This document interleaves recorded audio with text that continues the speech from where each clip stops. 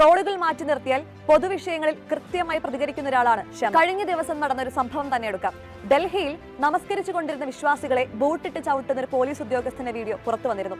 കേരളത്തിൽ നിന്ന് അതിനെതിരെയുള്ള ശക്തമായ ഒരു പ്രതികരണം ഷമയുടേതാണ്. പാർലമെന്റിൽ ഒന്നും പറയാതെ ഉറക്കം തൂങ്ങിയിരിക്കുന്ന 16 സംസാരിക്കാൻ അറിയുന്ന 1-2 പേരുണ്ടാകുന്നത് നല്ലതാണെന്ന് മാത്രമല്ല, കമ്മ്യൂണിറ്റി റെപ്രസെന്റേഷന്റെ കുറവും പരിഹരിക്കാൻ കഴിയുമായിരുന്നു ഷമയെ പോലുള്ളവരെ പരിഗണിച്ചിരുന്നെങ്കിൽ. അതിനു പകരം കോൺഗ്രസ് ചെയ്യുന്നത് നിലവിൽ നിയമസഭാ മെമ്പറായ ആ കമ്മ്യൂണിറ്റിയിൽ നിന്നുള്ള ഒരാളെ അവിടെ നിന്ന് പിടിച്ചുകൊണ്ടുവന്ന് വടകരയിൽ മത്സരിപ്പിക്കുന്നു. ഒരിടത്ത് കമ്മ്യൂണിറ്റി റെപ്രസെന്റേഷൻ ഇല്ലാതാക്കി ഒരു മാറ്റക്കച്ചവടം.